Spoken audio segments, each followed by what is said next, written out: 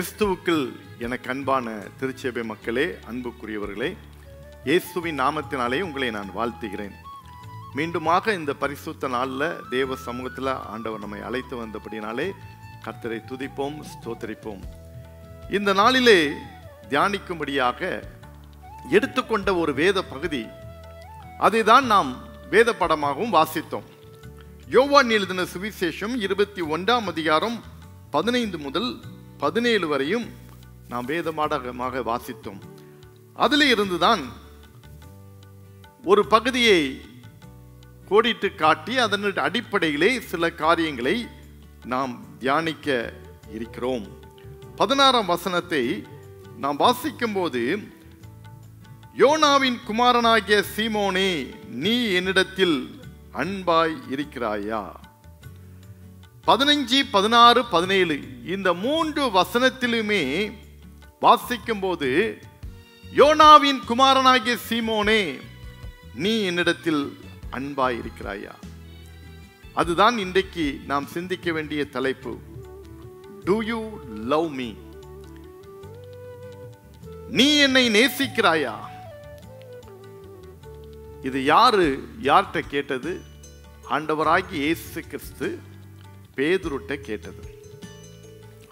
உயிர்த்தெழுந்த இயேசு கிறிஸ்து உயிர்த்தெழுந்த பிறகு நிறைய நிகழ்வுகள் நடந்து கொண்டிருக்கிறது. உயிர்த்தெழுந்த ஆண்டவர் அநேகருக்கு காட்சி அளிக்கிறார். சீஷர்களுக்கு காட்சி அளிக்கிறார், ஸ்திரீகளுக்கு காட்சி அளிக்கிறார், தோமாவுக்காக அவர் காட்சி அளிக்கிறார். இப்போ அவர் திபேரியா கடல்ல அவர் காட்சி அளிப்பது அது 3வது தரிசனம் என்று 21ஆம் அதிகாரம் 14ஆம் வசனத்திலே நாம் சொல்லப்பட்டிருக்கிறது. அதுக்கு பிறகுதான் இங்க ஒரு பெரிய ஒரு என்கவுண்டர் நடக்குது. பேதுருவுக்கும் ஆண்டவராகிய இயேசுவுக்கும் ஒரு உரையாடல், ஒரு சீரியஸான ஒரு மேட்டர் அங்க நடக்குது. மற்ற 10 பேர் இருக்கிறாங்க, அவங்களெல்லாம் விட்டார். இந்த 11ல இவனை மட்டும் பிடிச்சுக்கிட்டார். ஆண்டவர் கேட்கிற ஒரு காரியத்தை இங்க பார்க்கலாம். இவர்களை பார்க்கிலும் நீ என்னை நேசிக்கிறாயா? அதுதான் என் அன்பு தேவனுடைய பிள்ளைகளே. ஆண்டவர் எப்பொழுதுமே நம்மகிட்ட எதிர்பார்க்கிறது இதுதான்.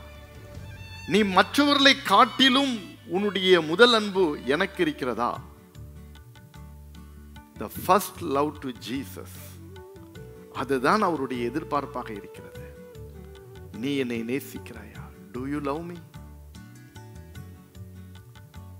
இந்த தலைப்பின் கீழ் அடிப்படையில் தான் பேதுருடைய வாழ்க்கையை சற்று ஆராய்ந்து பார்ப்பது நல்லது என்று நான் நினைக்கிறேன்.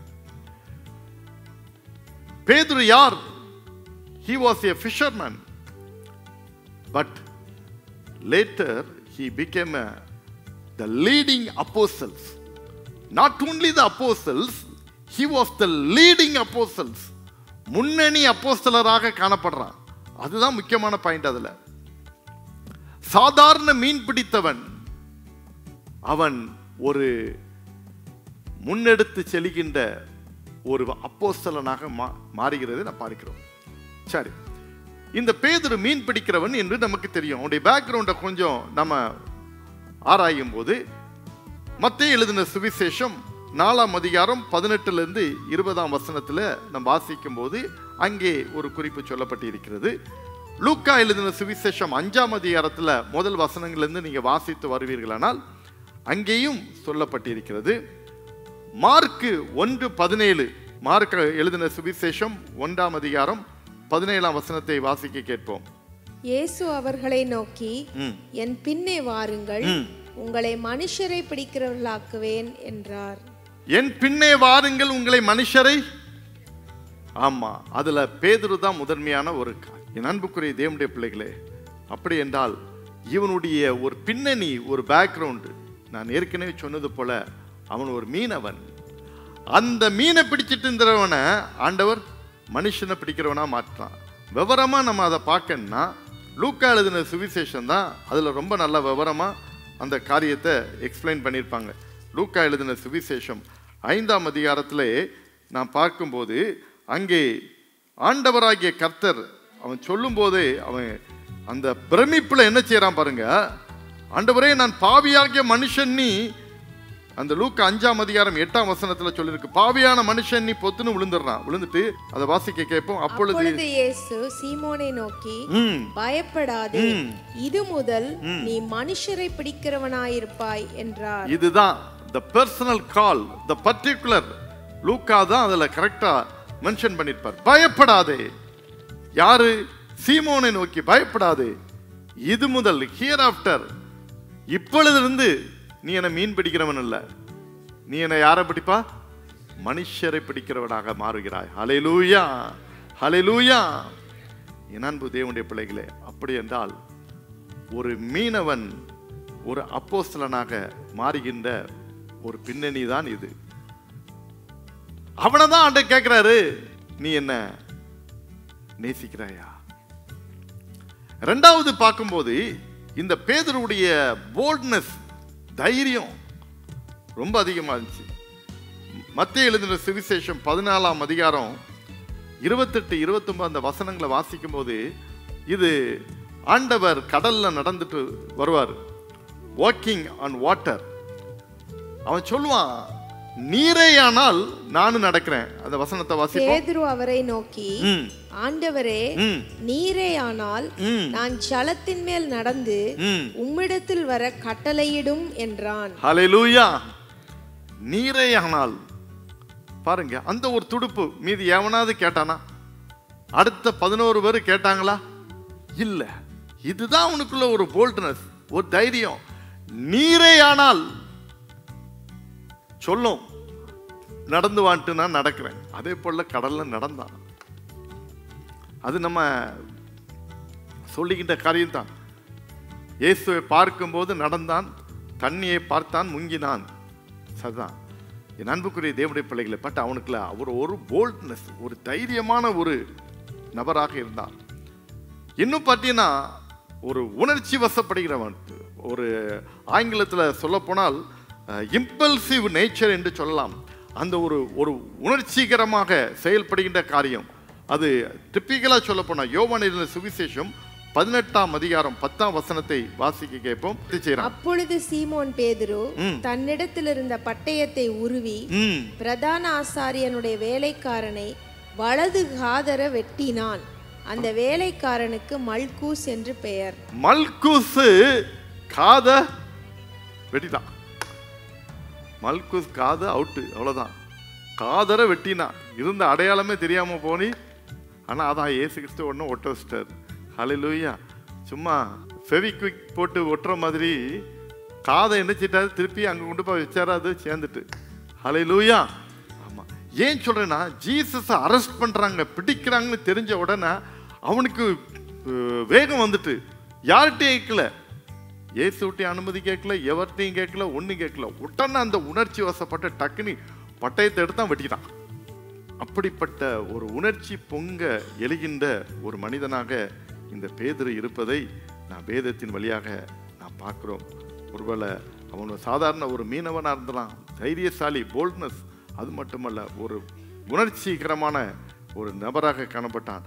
ஆனால் இவன் தான் பின்னால ஆண்டவராகிய இயேசு கிறிஸ்துவை நினைச்சான் மறுதலிக்கிற பேதுருவாக மாறுகிறான். பாருங்கள், மத்தேயு எழுதின சுவிசேஷம் 16:16 இன்னொரு அற்புதமான ஒரு காரியத்தை சொல்லிட்டு அப்புறம் டினையலுக்கு வருவோம், மறுதலிக்கிறதுக்கு வருவோம்.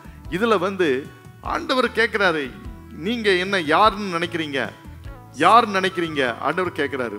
ஒருத்தன் கூட சொல்லல சரியா. ஆனா இவன் கரெக்டா அவர் யாருங்கிறத கரெக்டா ஐடென்டிஃபை பண்றான். அந்த மேசியா, அந்த கிரைஸ்ட்ங்கிறது தான் மையமான ஒரு காரியம். அதை பேதுரு மட்டும்தான் கரெக்டா சொல்றான். பாருங்க, அதை வாசிக்க கேட்போம். மத்தேயு 16:16. சீமோன் பேதுரு பிரதியுத்தரமாக, நீர் ஜீவனுள்ள தேவனுடைய குமாரனாகிய கிறிஸ்து என்றான். நீர் ஜீவனுள்ள தேவனுடைய குமாரனாகிய கிறிஸ்து. நல்லா கவனிங்க, அத்தனையும் அதுல இவன் சாதாரண ஒரு மீனவன், படிப்பறிவு இல்லாதவன். ஆனா அவன் இயேசு யாருங்கிறத அருமையா ஒரு லைன்ல சொல்றான். பாருங்க, நீர் ஜீவனுள்ள. ஜீவனுள்ள, அங்கே சொல்லிட்டான், நீர் ஜீவனுள்ளவரையா, உம்மை யாரும் அழிக்க முடியாது, உம்மை யாரும் என்ன செய்ய முடியாது, கல்லறைக்குள்ள பூட்ட முடியாது, உம்மை யாரும் கொண்டு போட்டு அப்படி சமாதியை ஆக்க முடியாது, நீர் ஜீவனுள்ள. அன்னைக்கே அவன் சொல்லிட்டான், நீர் ஜீவனுள்ள தேவனுடைய குமாரன். You are not the son of man, you are the son of God. You are the son of God. என்ன அருமையான அவனுடைய ஒரு ஒரு அறிக்கையை பாருங்க, கன்ஃபெஷனை பாருங்க. நீர் ஜீவனுள்ள தேவனுடைய குமாரனாகிய கிறிஸ்து. அதுதான் climax. You are the Christ, you are the Messiah, you are the anointed one.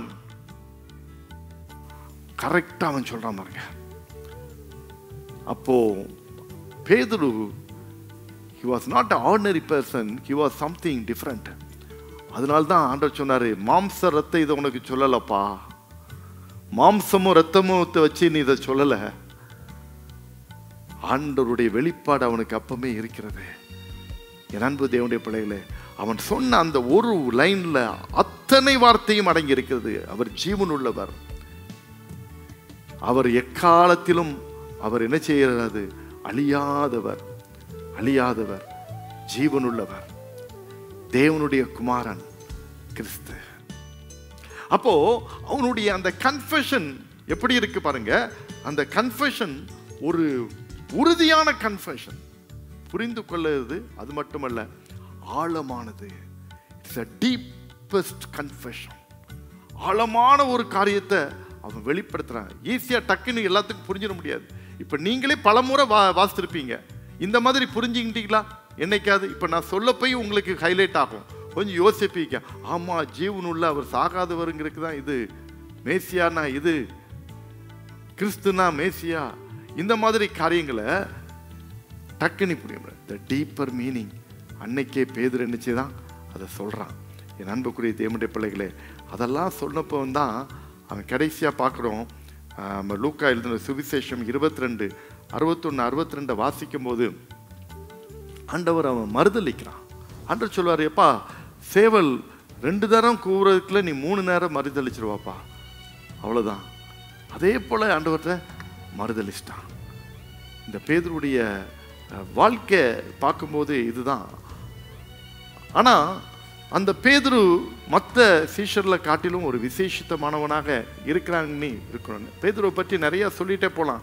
ஆனால் நான் பிரீஃபாக சொல்லி நான் கன்க்ளூட் பண்ண விரும்புகிறேன். அவனுடைய பேக்ரவுண்டை நமக்கு தெரியணும். அவன் எவ்வளோ போல்டாக இருந்தான். அது மட்டுமல்ல, அவனுடைய உணர்ச்சி. பேதுருனாலே முந்திரி கோட்டம்பாங்க, அவ்வளோதான். இவனும் முந்திரி கோட்டானாக்கும் ஒன்றை ஏசு கிறிஸ்து கேட்டார்னா யார் சொல்கிறாங்க இல்லையோ அவன் என்ன செய்வான், ஒன்றை சொல்லிடுவான். அது மட்டுமல்ல, அவனுடைய கன்ஃபெஷன், அவனுடைய வாழ்க்கையில் என்னை ரொம்ப அட்ராக்ட் பண்ணிக்கிற காரியம் இதுதான். அவனுடைய கன்ஃபெஷன், நீ ஜீவனுள்ள தேவனுடைய குமாரனாகிய கிறிஸ்து. இன்னைக்கு நம்ம இயேசு கிறிஸ்துவை எப்படி அறிக்கை செய்கிறோம், எந்த விதமாக அறிக்கை செய்கிறோம்? பேதுரு அருமையான ஒரு அடைமொழி கொடுத்து அறிக்கை செய்திருக்கிறான். இன்னைக்கு நம்ம லாங்குவேஜில் நம்ம புரிதல் போடி சொல்லுன்னா அவரை நம்ம எப்படி நம்ம அறிக்கை செய்கிறதுக்கு நீங்களும் நானும் இருக்கிறோம். நம்முடைய பர்சனலாக அவரை எப்படி நம்ம கன்ஃபஸ் பண்ணுறவர்களாக இருக்கிறோம், அதை கொஞ்சம் நீங்கள் யோசித்து பார்க்க இருக்கிறோம். நண்பு தேவனுடைய பிள்ளைகளே, இந்த பேதுருடைய வாழ்க்கை இப்படிப்பட்ட ஒரு அற்புதமான வாழ்க்கை. அவனுடைய கேரக்டர் பண்ணா quick to act, eager to follow Jesus. எதையும் தாமதப்படுத்த வேண்டாம்.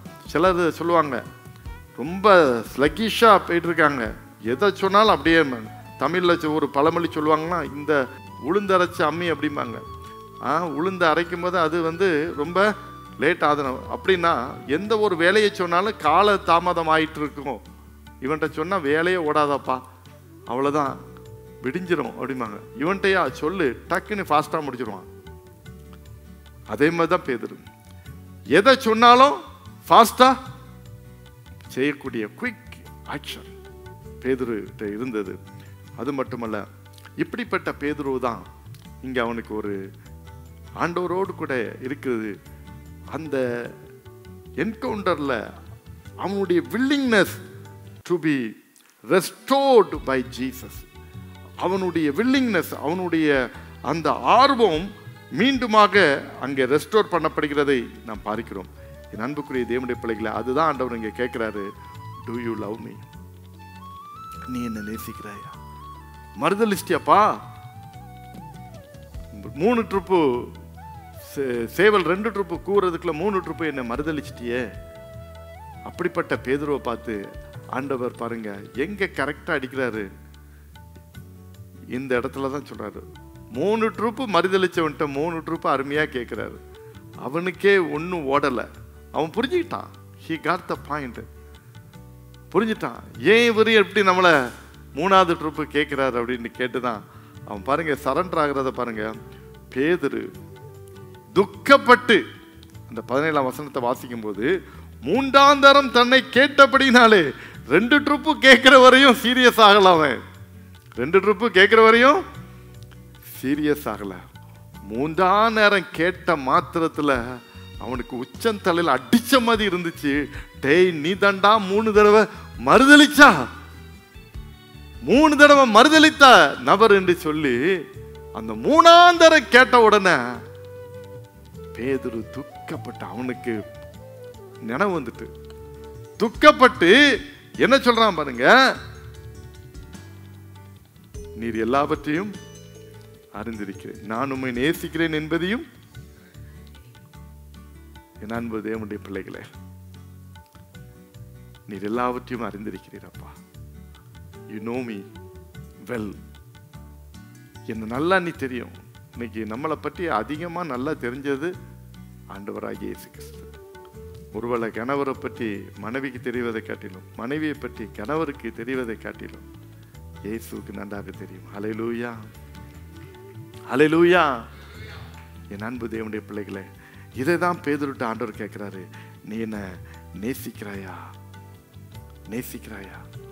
இப்போ அவன் அதுக்கு ரெஸ்பாண்ட் பண்றான். ஆமாண்டவரையும் நீ நேசிக்கிறேன், நீ எல்லாவற்றையும் அறிந்தன்னு பண்ண போறதான். இங்கதான் ஒரு டிரான்சிஷன் நடக்குது. என்ன நடக்குது? ஒரு டிரான்சிஷன், ஒரு மாறுதல், ஒரு அடுத்த பரிணாமத்துக்கு போறது இந்த பாயிண்ட்ல தான் நடக்குது.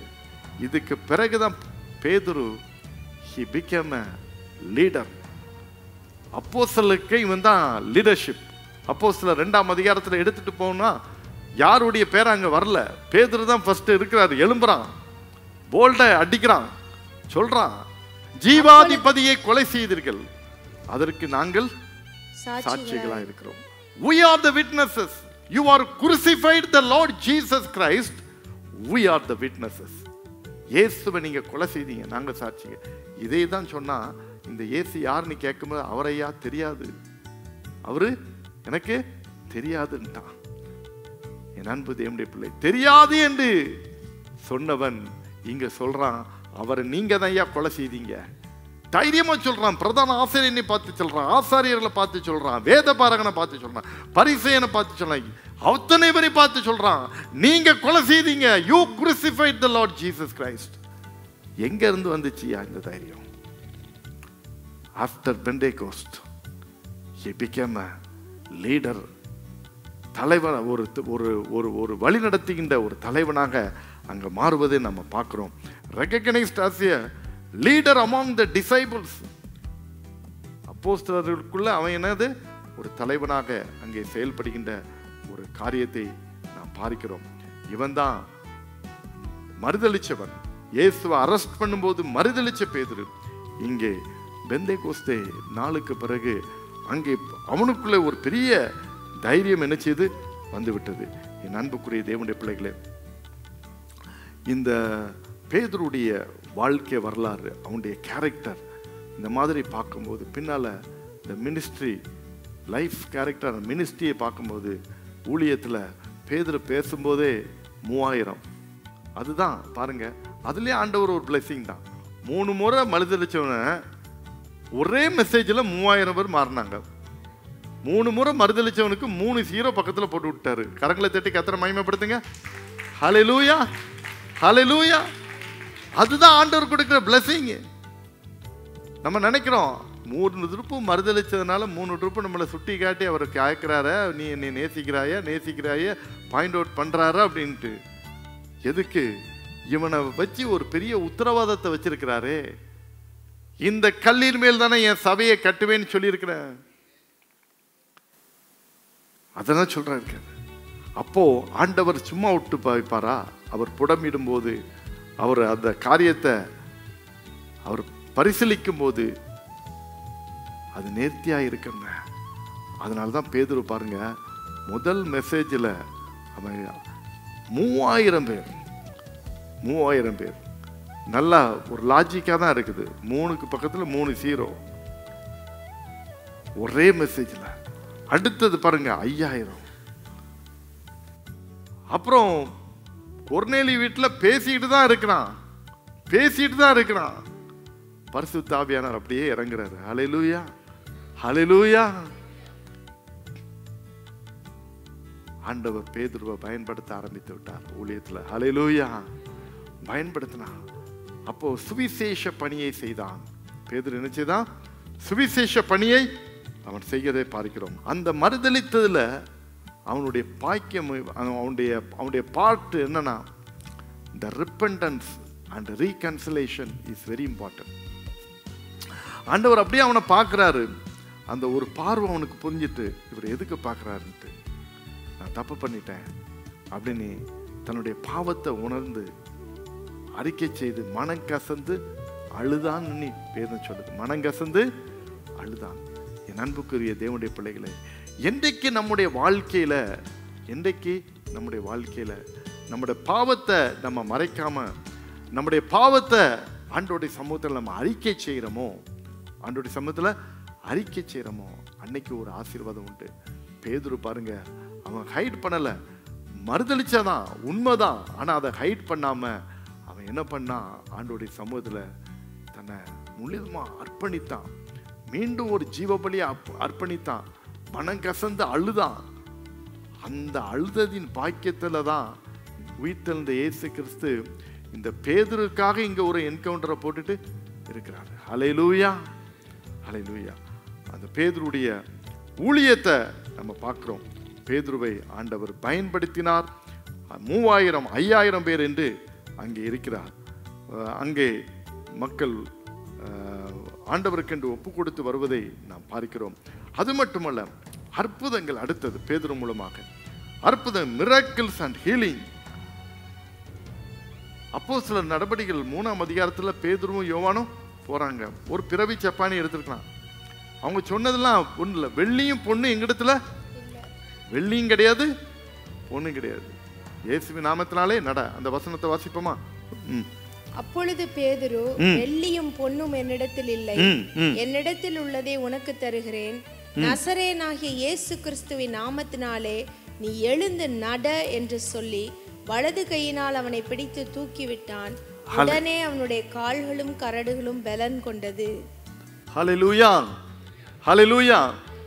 அப்போ இந்த பேதுரு சுவிசேஷ ஊழியத்தை மட்டும் செய்யல, கர்த்தருடைய ஆத்தும ஆதாயம் மட்டும் இல்லை, இங்க என்ன செய்யுது? அற்புதம் ரெண்டாவது நடக்குது. இயேசுவின் நாமத்தினாலே நடந்தாச்சு, அற்புதம் நடந்துச்சு. அடுத்த பேதுரு நடந்து போறான். பேதுரு, நீங்க அப்போஸ்தலர் நடபடிகளை தொடர்ந்து படிக்கும்போது பேதுரு நடந்து போறான். அவன் நல் பட்டு என்ன செய்யுது? சுகமாகுது. பேதுருடைய நனல் பட்டு சுகமாகுது. எப்படியாவது வியாதியஸ்தரெல்லாம் தூக்கிட்டு வெளியே வராங்க. பேதுரு நடந்து போறான்னா தூக்கிட்டு வெளியே வராங்க. உருமாறிகள் கச்சைகள் போட்ட மாத்திரத்தில் என்ன செய்யுது? சுகமாகுது. அப்போ எவ்வளவு ஒரு வல்லமை உள்ள ஒரு அப்போஸ்தலனாக பேதுரு செயல்பட்டிருக்கிறாங்கிறத நம்ம யோசிக்கும் போது ஆச்சரியமான ஒரு காரியமாக இருக்கிறது. பிரியமான தேவனுடைய பிள்ளைகளே, அது மட்டுமல்ல, இந்த பேதுருடைய வாழ்க்கையிலே இங்கேயும் அவனுக்கு நெருக்கடி வருது. 4ஆம் அதிகாரத்தில் நீங்க வாசிக்கும் போது அங்கே பெர்சிக்யூஷன் வருது. சுவிசேஷத்தை அறிவிக்கும் போது போய் ஜெயிலில் போடுறாங்க. அந்த சங்கத்தில் கொண்டு வைக்கிறாங்க. சங்கம்னா ஒரு கோர்ட்டுன்னு வச்சுருங்களேன், நீதிமன்றம் மாதிரி வைக்கிறாங்க. ஆனால் அதுக்கெல்லாம் இவங்க பயப்படலை. ஒரு டைம்ல பயப்பட்டான் பேதுரு. ஒரு டைம்ல அந்த பிரதான ஆசாரியனுடைய அந்த அரண்மனையில் வரும்போது பயப்பட்டான்.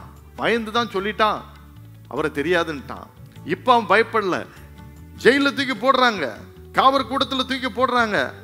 அங்கேயும் அவங்க அசரலை, ரிலீஸ் பண்றாங்க.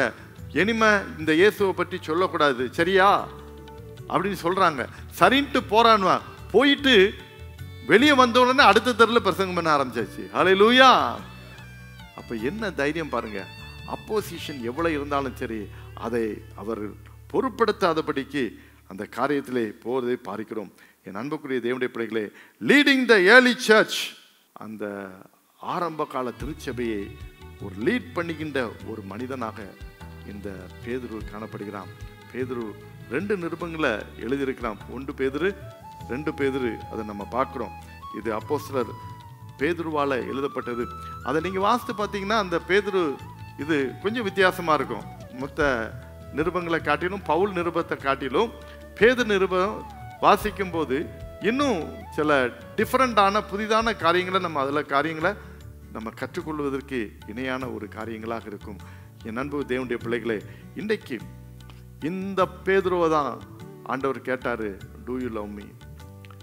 அன்னைக்கு மட்டும் அந்த பேதுரு சரியான ஒரு ரெஸ்பாண்ட் சொல்லலை. ஆமாண்டவரே நான் நேசிக்கிறேன், எல்லாத்தையும் அறிவிறனி ஒரு சரண்டர் ஆகலைன்னா இவ்வளோ காரியத்தை ஆண்டவர் அவனை வச்சு செய்திருக்க முடியுமா? யோசித்து பாருங்க. ஒரே ஒரு காரியத்தை யோசித்து பாருங்க.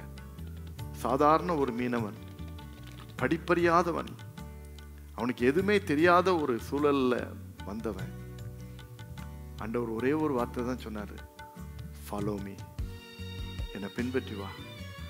எல்லாத்தையும் விட்டுட்டு வந்தான். he left everything, எல்லாத்தையும் விட்டு வந்தான். அவன்கிட்ட ஒரு நல்ல ஒரு போல்ட்னஸ் இருந்தது, நம்ம பார்க்கிறோம்.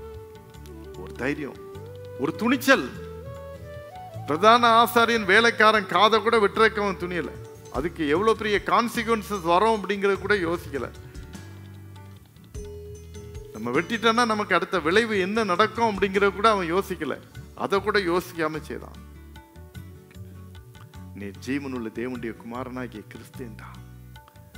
இதெல்லாம் அவன் இயேசுவின் அழைப்பை பெற்று அவருடைய சீஷனாக இருக்கும்போது நடந்த ஒரு காரியங்கள். இறுதியாக மறுதளிச்சாலும் அவனுக்குள்ள ஒரு மாற்றம் இருக்குது. இன்னைக்கு அதுதான் நான் ஸ்ட்ரெஸ் பண்ண விரும்புகிறேன். முதல்ல நம்ம பேதுருவை போல ஆண்டவராகிய இயேசு கிறிஸ்துவை நாம் எப்படி புரிந்திருக்கிறோம்? அவன் சொன்னா நீ ஜீவனுள்ள தேவனுடைய குமாரனாகிய கிறிஸ்து. நம்மகிட்ட கேட்ட என்ன சொல்லுவோம்? நீங்க யோசித்துருங்க. I leave it to you. உங்ககிட்ட நான் விடுறேன். someone will come and ask you, you tell about Jesus அப்படின்னா what do you say?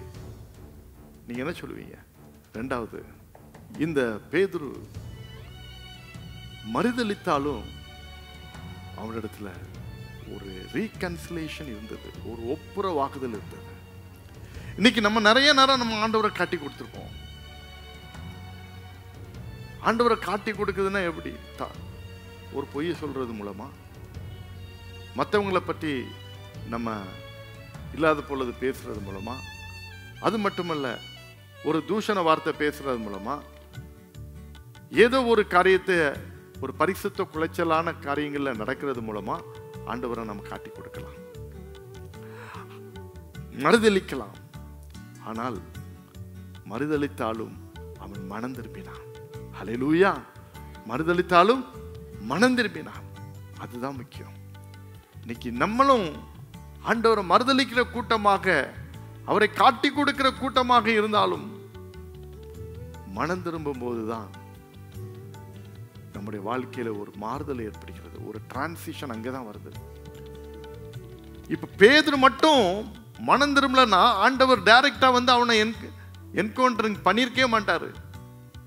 அவன் ரிசரக்ஷனுக்கு முன்னாலே, இயேசு உயிர்த்தெழுதற்கு முன்னாலே மனங்கசந்து அழுதுட்டான், மனம் திரும்பிட்டான். அப்பவே மாட்டான்.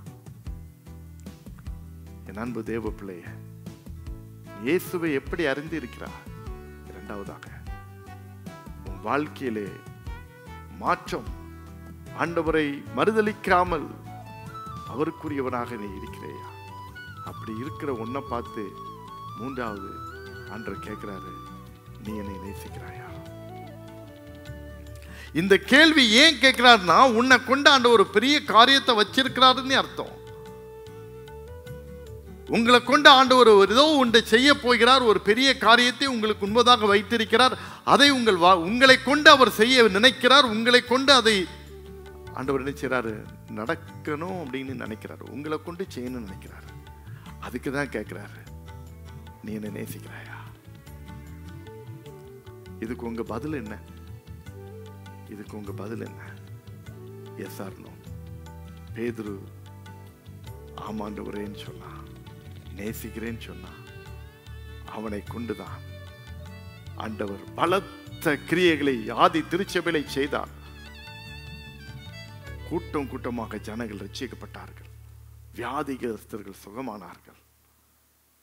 அது மட்டுமல்ல, எத்தனை பெர்சிக்யூஷன் சித்திரவதைகள் வந்தாலும் கடைசி வரையும் துணிந்து இயேசுவை சிலுவையிலே அறைந்தது போல என்னையும் அறையுங்கள், ஆனால் அவரை நேராக அறைந்தீர்கள், என்னை தலைகளாக போட்டு அறையுங்கள் என்று பேதுரு தலைகளாக சிலுவையிலே அவனை அறைந்து இரத்த சாட்சியாக மரித்தான். இன்றைக்கு பேதுருதான்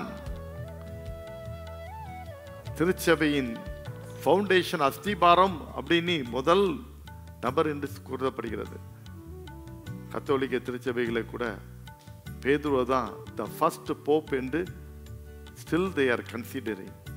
பேதுரு தான் முதல் போப் ஆண்டவர் என்பதை அவர்கள் நினைவு கூறுகிறார். அதற்கு பிறகுதான் மற்றவங்களாம் வந்தது அப்படின்ட்டு. காரணம் என்ன தெரியுமா? அன்னைக்கு அவர் சொன்னது, இந்த கல்லின் மேல் என் சபையை கட்டுவேன். என் அன்பு தேவனுடைய பிள்ளைகளே, பேதுரு உடைய வாழ்க்கையின் மூலமாக நாம் கற்றுக்கொண்ட இந்த காரியத்தை நம்ம வாழ்க்கையில கடைபிடிப்போம். நீங்க யாராக இருந்தாலும் சரி, சாதாரண ஆளா இருக்கலாம், அவன் சாதாரண ஒரு மீனவன் தான். அதே போல உங்க பேக்ரவுண்ட் எதுவா இருக்கட்டும், நோ மேட்டர், நோ மேட்டர். ஆனா நீங்க இயேசுவை எப்படி அறிக்கை செய்யறீங்க, அது உண்மை. அறிக்கை செய்கிற நீங்க ஆண்டவருக்குள்ள நீங்க இருக்கிறீங்களா? தவறினாலும் விழுந்தாலும் மீண்டும் எழுந்திருந்து பேதுருவை போல மனங்கசந்து அழுந்த ஆண்டவரோடு இணைந்து கொள்ளுங்கள். இணைந்து கொண்டிருக்கிற உங்களை கொண்டு ஆண்டவர் பெரிய காரியத்தை செய்ய போறார். அதுக்கு தான் ஒரு கேள்வி, நீ என்னை நேசிக்கிறாயா? ஹல்லேலூயா, ஹல்லேலூயா. நீ ஆமென், எஸ் அப்படின்னு சொல்லும்போது பேதுருவை கொண்டு பலத்த காரியங்களை செய்த தேவன் உங்களை கொண்டும் அவர் செய்வதற்கு அவர் உண்மை உள்ளவராயிருக்கிறார். இந்த கல்லின் மேல் என் சபையை கட்டுவேன், பாதாளத்தின் வாசல் அதை மேற்கொள்ளாது. அந்த பாடலின் சில வரிகளை மட்டும் நாம் பாடி ஆண்டவரை மகிமைப்படுத்துவோம். இந்த கல்லின் மேல் என் சபையை கட்டுவேன், பாதாளத்தின் வாசல் அதை மேற்கொள்ளாதே. இந்த கல்லின் மேல் என் சபையை கட்டுவேன், பாதாளத்தின் வாசல் அதை மேற்கொள்ளாதே. சபையின் தலைவர் இயேசுவே, மூளைக்கு தலைக்கல் இயேசுவே. சபையின் தலைவர் இயேசுவே, மூளைக்கு தலைக்கல் இயேசுவே. அல்லேலூயா, அல்லேலூயா. சபைதான் ஜெயிக்குமே. இந்த கல்லின் மேல் என் சபையை கட்டுவேன், பாதாளத்தின் வாசல் அதை மேற்கொள்ளாதே. இந்த கல்லின் மேல் என் சபையை கட்டுவேன், பாதாளத்தின் வாசல் அதை மேற்கொள்ளாதே. இந்த கல்லின் மேல் என் சபையை கட்டுவேன். பேதுருக்கு அன்னை சொன்னது போல ஆண்டவர் இன்றைக்கு திருச்சபைகளில் பேதுருவை நாம் இப்படி நினைவு கூறுவதற்கு காரணம் என்ன தெரியுமா? அதுதான் அவனுடைய வாழ்க்கை, ஆண்டவருடைய அழைப்பு, கர்த்தருக்கென்று அவனை அர்ப்பணித்தது, கர்த்தர் அவனை பயன்படுத்தினது, தேவனுக்காக இரத்த சாட்சியாக அவன் மரித்த காரியம். இன்றைக்கு நாமும் பேதுருவை போல சொல்ல முடியுமா? ஆண்டவரே, நீர் என்னை நன்றாய் அறிந்திருக்கிறீர், நான் உம்மை நேசிக்கிறேன் என்பதையும் நீர் அறிந்திருக்கிறீர் என்பதை தைரியமா சொல்ல முடியுமா? நாம் அவரை நேசித்தால் தான் சொல்ல முடியும், நீர் அறிந்திருக்கிறேன் ஆண்டவரே, நான் உம்மை நேசிக்கிறேன் என்பதை. இன்றைக்கு வாட் இஸ் அவர் ரெஸ்பான்ஸ்? இந்த கேள்விக்கு நம்முடைய பதில் என்ன? நீ என்னை நேசிக்கிறாயா? Do you love me? இன்னைக்கு எத்தனை பேர் இந்த பிரார்த்தனையில உண்மையா நான் உம்மை நேசிக்கிறேன் ஆண்டவரே? அன்னைக்கு பேதுருட்ட கேட்டீங்க, இவர்களை பார்க்கல நீ என்னை நேசிக்கிறாயா? அதே போலதான் உங்ககிட்ட கேட்கிறாரு, எதையெல்லாம் நீ ரொம்ப நேசிக்கிறாயோ இந்த உலகத்துல, யாரையெல்லாம் நீ ரொம்ப நேசிக்கிறாயோ இந்த உலகத்துல, எந்த பொருளை எல்லாம் நீ அதிகமாய் நேசிக்கிறாயோ இந்த உலகத்துல, அவைகளை காட்டிலும் நீ என்னை நேசிக்கிறாயா? அதுதான் அதனுடைய அர்த்தம். தகப்பனே, இந்த கால வேளையில உண்மையாய் யாரெல்லாம் உம்மை நேசிக்கிறேன் ஆண்டவரே, மற்ற எதை காட்டிலும் உம்மை நான் அதிகமாய் நேசிக்கிறேன் என்று அர்ப்பணிக்கிற, ஒப்பு கொடுக்கிற மக்களை இன்றைக்கு நீர் கண்ணோக்கி பாரும். அவர்கள் மீது உம்முடைய திருக்கரம் வைக்கப்படட்டும். அவர்களை நீர் ஆசீர்வதியும் ஆண்டவரே, ஆசீர்வதியும்.